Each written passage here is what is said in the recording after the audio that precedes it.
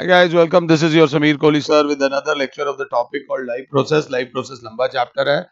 Last lecture में हम लोगों ने डाइजेशन इन ह्यूमन बीइंग्स खत्म कर लिया है. डाइजेस्टिव सिस्टम का डायग्राम कृपया करके बना लीजिएगा कम से कम 3 बार. 3 बार कैसे? एक बार अब बना लेना, एक बार अब, फिर एक बार 1 हफ्ते बाद और फिर एक बार 1 हफ्ते बाद. जब बनाने लगो ना तो आजकल मोबाइल फोन्स वगैरह सब होते हैं सबके पास, एक अलार्म सा लगा लेना कि इस क्वेश्चन को हमने ऐसे करना है. 3 बार डायग्राम बना लोगे, उसके बाद तुम्हें कभी बनाने की जरूरत नहीं पड़ेगी. जहां तक डाइजेशन के बारे में हमने बात करी थी तो कुछ ऐसा सिस्टम था, ऐसा. ये एक गाड़ी थी जिसका नाम था ब्लड. हमारी बॉडी में एक ही मोड ऑफ ट्रांसपोर्टेशन है, दैट इज ब्लड, जो कि फूड को लेकर आया था और यहां पर बॉडी का सेल वेट कर रहा था. बॉडी के सेल को वो फूड दे दिया और एनर्जी बन गई. नहीं, ऐसा नहीं होता. फूड से भी जो मेन मतलब होता है एनर्जी के लिए, दैट इज ग्लूकोज. अब ग्लूकोज से भी मतलब होता है C6H12O6. तो सेल को सिर्फ ग्लूकोज नहीं चाहिए, सेल को सिर्फ ग्लूकोज नहीं चाहिए. सेल के लिए एक और गाड़ी आ रही होती है, ये वाली. ऑब्वियसली सेम गाड़ी है. इस गाड़ी में भी ब्लड, इस गाड़ी का नाम भी ब्लड है. इसके अंदर होता है, ध्यान से देखिएगा, प्रोटीन्स. ये भी बॉडी सेल को चाहिए. इससे बॉडी को मिलेगी एनर्जी और इससे बॉडी को मिलेगी ग्रोथ. अब ये सेल जब ग्रो करेगा या तो दूसरे सेल्स को बनने में काम आएगा या इसका जो रोल है वो अदा करेगा. मगर जो ग्लूकोज वाला सेल है, इसका काम अभी अकेला नहीं चल रहा. इसको एक गाड़ी और चाहिए. इसको एक गाड़ी किसकी चाहिए? ध्यान से देखना, ये गाड़ी भी ब्लड है. इस गाड़ी पे इसको चाहिए ऑक्सीजन. अगर ऑक्सीजन मिलेगी तो ग्लूकोज से भरपूर फायदा मिल पाएगा. तो अब जरा ध्यान से समझना मैं कहना क्या चाह रहा हूं. उन्होंने जैसा बोला है कि अगला पेज, कि as we have studied, the digested food is assimilated in the body of a living organism. Assimilated food is used to get energy, जो कि ग्लूकोज से मिल जाती है. And assimilated food is used to for the growth and repair of the body, जो proteins, vitamins और minerals करते हैं. We will now describe how energy is released. जैसे कि food is the fuel for every cell of the body. Body के एक एक cell के लिए फूड इज द फ्यूल. अब जरा ध्यान से देखना, द प्रोसेस ऑफ रिलीज, थोड़े वर्ड्स हैं देख लेना, of energy from food is called. अगर ध्यान से देखो तो इस प्रोसेस को बोलते हैं रेस्पिरेशन. बट इतना आसान नहीं है, अभी थोड़ा सा ढंग से पढ़ेंगे. अब रेस्पिरेशन में होता क्या है? रेस्पिरेशन इन्वॉल्व्स, पहली चीज चाहिए रेस्पिरेशन को, taking in oxygen into the cell, using it for the release of energy and then eliminating. ये बस वो है, एलिमिनेटिंग वेस्ट प्रोडक्ट. सबसे पहले रेस्पिरेशन इन्वॉल्व में सेल के पास होता है फूड, और अब सेल को क्या चाहिए? सेल को चाहिए ऑक्सीजन. तो फूड को मिलती क्या है? ऑक्सीजन. और उसके बाद निकलता है वेस्ट प्लस कार्बन डाइऑक्साइड, जो वेस्ट में ही होती है, plus 38 ATP of energy. 38 ATP of energy. और इस रेस्पिरेशन को बोलते हैं, ध्यान से देख लीजिएगा, cellular respiration because it takes place in the cell of the body, और CO2 को बॉडी से बाहर भी निकालना होता है। तो ये जो वेस्ट है, कार्बन डाइऑक्साइड है, इसको बॉडी से बाहर निकालना है और ये 38 एटीपी एनर्जी को यूज करना है। Why it is called respiration, वो cellular respiration, because it takes place in all the cell. It is a very important process for all living organisms to stay alive, as it is the only process which provides energy। इसी से आप जिंदा कब तक हो, जब तक आपकी बॉडी में रेस्पिरेशन हो रहा है। और रेस्पिरेशन कब तक हो रहा है, जब तक आपकी बॉडी में फूड है और उसको सही सफिशिएंट अमाउंट ऑफ ऑक्सीजन मिल रही हो। मैं आपकी नाक और मुंह बंद कर देता हूं तो आपकी बॉडी के अंदर फूड होगा बट ऑक्सीजन नहीं पहुंच पाएगी, तो थोड़ी देर बाद आपकी मृत्यु हो जाएगी। भगवान ना करे ऐसा कभी हो। अब जरा एक टॉपिक को ध्यान से देख लेना।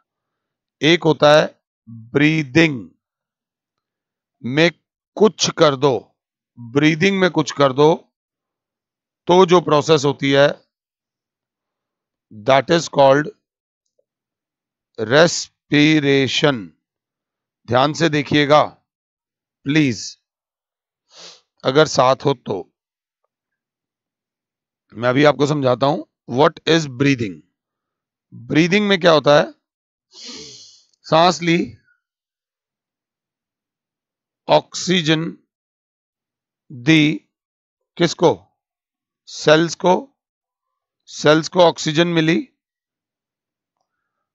कार्बन डाइऑक्साइड प्रोड्यूस हुई, वाटर प्रोड्यूस हुआ, plus 38 ATP of energy produce हुई। अब जो ये कार्बन डाइऑक्साइड प्रोड्यूस हुआ है इसको बॉडी से बाहर निकालना, कार्बन डाइऑक्साइड को बॉडी से बाहर निकालना इज ब्रीदिंग। तो जो ये वाला पार्ट है इस पार्ट को बोलते हैं, ध्यान से देख लेना बेटा, इस पार्ट को बोलते हैं ब्रीदिंग। अगर साथ हो तो बच्चा बोलेगा ये तो बहुत इजी है, इसका काम है ऑक्सीजन लेकर आना और CO2 ऑक्सीजन लेकर आना और CO2 लेकर जाना, सिंपल सी बात है। So the process of inhalation of oxygen and exhalation of carbon dioxide is called breathing। मैंने कुछ बड़ा वर्ड नहीं लिखा, जो एरो बनाई है वही आपको समझाया है। और रेस्पिरेशन ये है भैया, रेस्पिरेशन ये है पूरा प्रोसेस। अब क्लास बोलेगी व्हाट इज रेस्पिरेशन, तो रेस्पिरेशन में ऑक्सीजन तो आएगी आएगी, साथ में जो ऑक्सीजन आई है सेल्स को ऑक्सीडाइज करेगी, फूड को ब्रेक डाउन करेगी। सेल्स के अंदर क्या था, सेल्स के अंदर जो फूड था, सेल्यूलर फूड, जो सेल्स को फूड मिला हुआ है, दैट इज कॉल्ड रेस्पिरेशन। ध्यान से देखना, तो बच्चा क्या लिखेगा, it is a process which involves respiration। It is a process which involves, sorry respiration नहीं, it is a process which involves, hey Mata Rani, breathing, oxygen का आना और CO2 का जाना, as well as breakdown of food molecule to release energy. To release क्या? Energy. किसका काम सस्ता है, आसान काम है? ऑक्सीजन लाओ, कार्बन डाइऑक्साइड लेके जाओ।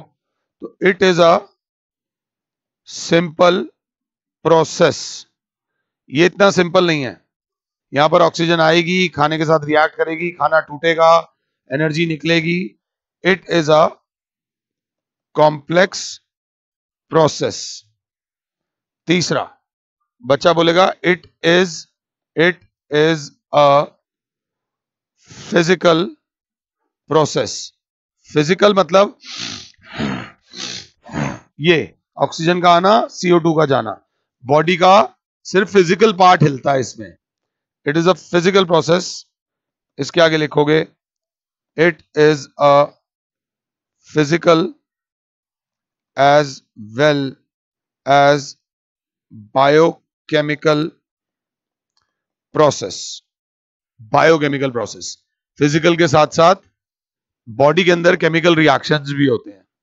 एक और बात, नो एनर्जी, नो कैपिटल में लिखना, एनर्जी इज रिलीज्ड, और इसमें लिखोगे energy in form of ATP molecules is released. Energy in the form of ATP molecules is released.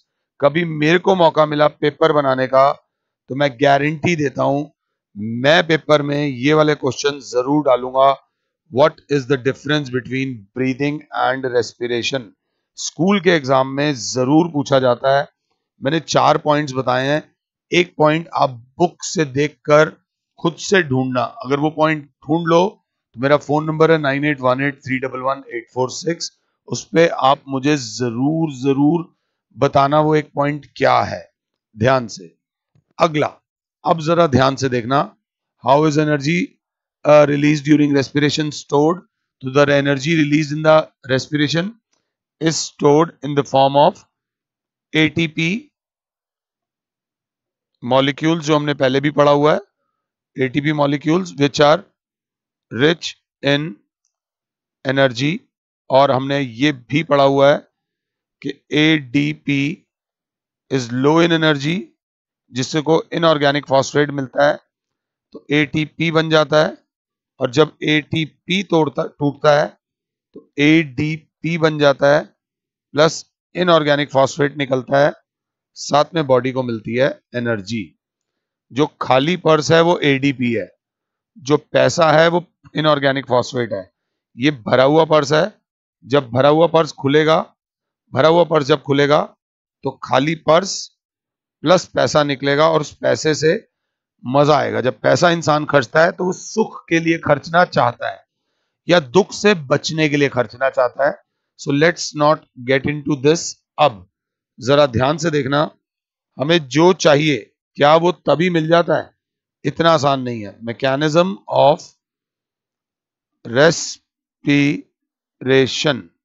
Respiration में बेसिकली क्या है? ग्लूकोज। ग्लूकोज को हिंदी में लिख रहा हूं, ग्लूकोज को तोड़ना है।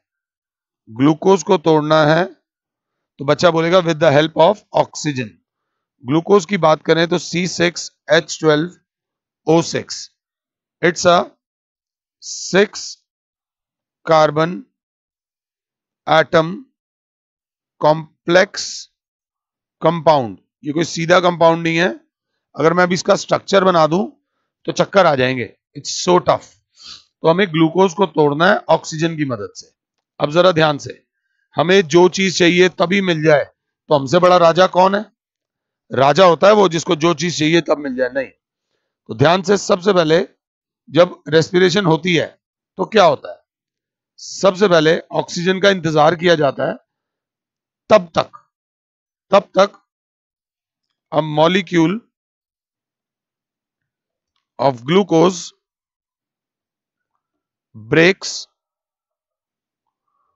down into two molecules of two molecules of pyruvic acid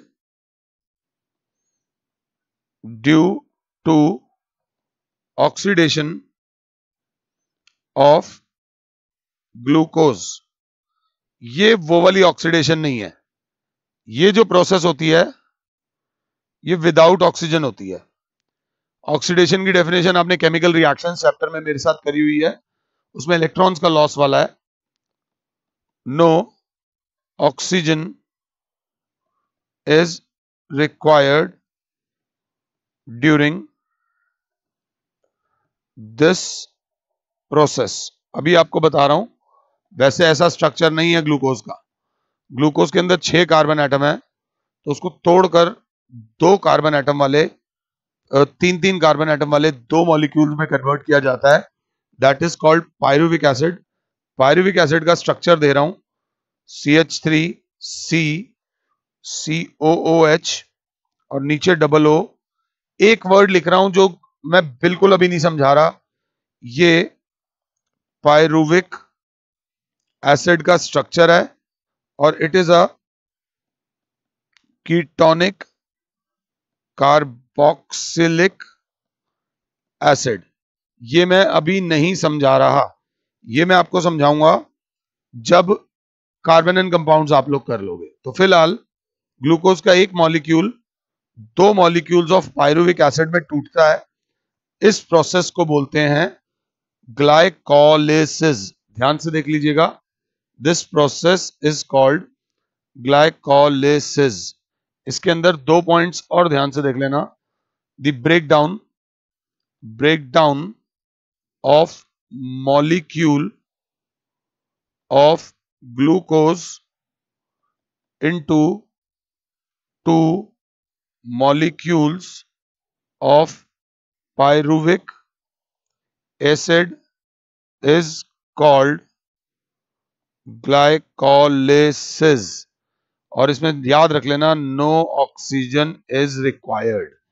अब जी ऑक्सीजन अभी आने वाली है, तब ऑक्सीजन आएगी तो डिपेंड करेगा कि आगे क्या होता है।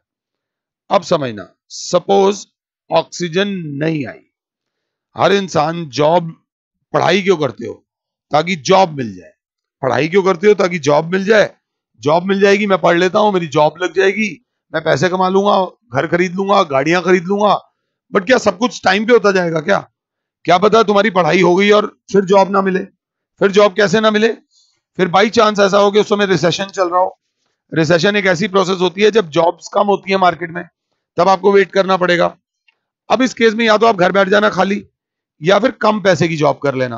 आपको मिलना चाहिए 1 लाख, बट उस समय आप 40,000 रुपए की जॉब कर लेना। तो तुम कहोगे यार अभी उतना फायदा नहीं मिल रहा जितना मुझे मिलना चाहिए था। तो यहां पर भी 2 केसेस होंगे। यहां पर या तो oxygen is not available, oxygen is not available, या फिर ऑक्सीजन इज अवेलेबल। अगर ऑक्सीजन अवेलेबल होगी तो बनेगा कार्बन डाई ऑक्साइड प्लस निकलेगा वाटर प्लस निकलेगी 38 ATP ऑफ एनर्जी। फायदा ही फायदा। आपने पढ़ाई भी कर ली, आपकी जॉब भी बढ़िया लग गई, आपके सारे सपने पूरे हो गए, और फिर एक ना एक दिन जिंदगी में आप कहोगे अपने भगवान से कि मैंने जो जिंदगी जी वो एक अच्छी जिंदगी जी, खुश जिंदगी जी, मस्त जिंदगी जी। बट हर कोई ये नहीं बोल पाता, कहीं ना कहीं कुछ कमी रह जाती है। If oxygen is not available, if oxygen is not available, तो डिपेंड करता है कि आप प्लांट हो या आप एनिमल हो। अगर आप प्लांट हो तो आपकी बॉडी में बनेगा carbon dioxide plus ethanol. Ethanol के साथ निकलेगी 2 ATP ऑफ एनर्जी। एनर्जी निकली, बट निकली 2 ATP। 2 ATP मतलब 19 गुना कम एनर्जी निकली, 19 गुना। ऑक्सीजन ना होने से जो फायदा होना था वो फायदा नहीं हो पाया। और अगर आप एनिमल हो तो आपकी बॉडी में बनेगा कार्बन डाइऑक्साइड प्लस ये लैक्टिक एसिड प्लस मेरे प्यारे बच्चों एनर्जी निकलेगी 2 ATP ऑफ एनर्जी निकलेगी। 2 ATP बहुत कम एनर्जी होती है, कम नहीं होती, बहुत कम एनर्जी होती है। तो ध्यान से देखना, जहां पर ऑक्सीजन मिल गई, इस प्रकार की ऑक्सीडेशन को कुछ और बोलते हैं और इस प्रकार की ऑक्सीडेशन को कुछ और बोलते हैं। इस प्रकार की ऑक्सीडेशन को एरोबिक रेस्पिरेशन बोलते हैं और दूसरे प्रकार की रेस्पिरेशन को एनएरोबिक रेस्पिरेशन बोलते हैं। तो अगर इनका मोटा मोटा डिफरेंस अभी मैं ओरली करा रहा हूं, ओरली अगर आपसे कोई पूछे what is aerobic respiration, the respiration which takes place in the presence of oxygen. Anaerobic respiration, the respiration which takes place in the absence of oxygen. Complete breakdown of food takes place, partial breakdown of food takes place, large amount of energy is released, less amount of energy is released.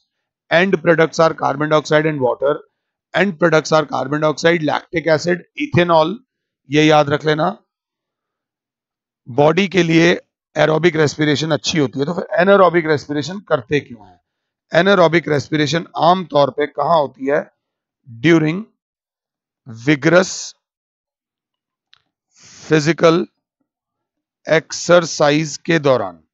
जब आप भाग रहे हो, बहुत तेज running कर रहे हो, कभी क्रिकेटर्स को देखो गर्मी में, जिस दिन, अब तो टेस्ट मैच का कल्चर खत्म हो गया है, राहुल द्रविड़ ने एक इनिंग्स जो कलकत्ता में खेली थी, जहां इंडिया को फॉलो ऑन से बचाया था, उस एक इनिंग में राहुल द्रविड़ की बॉडी में 4.5 किलो वजन कम हो गया था। एक इनिंग के अंदर इतना भागे थे, इतना दौड़े थे। एनारोबिक रेस्पिरेशन की वजह से लैक्टिक एसिड जो प्रोड्यूस होता है, इसकी वजह से बॉडी में क्रैम्प्स हो जाते हैं। ये बात याद रख लेना। एनारोबिक रेस्पिरेशन, जब आप बहुत ज्यादा विगरस फिजिकल एक्सरसाइज करते हो और आपकी बॉडी में अगर ऑक्सीजन वो ढंग से ना मिले तो बॉडी क्रैम्प्स में हो जाते हैं। इसका पूरा एक स्क्रीनशॉट लेकर प्रॉपर नोट्स बना लेना।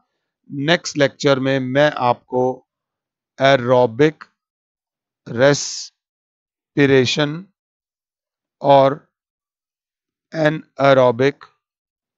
एनारोबिक रेस्पिरेशन के बीच में प्रॉपर पॉइंट वाइज डिफरेंस कराऊंगा। फिलहाल के लिए your Sameer sir is saying you goodbye, God bless all, जय माता दी। कहीं दिक्कत आए तो एक बार लेक्चर को दोबारा देख लिया करो प्लीज। Thank you.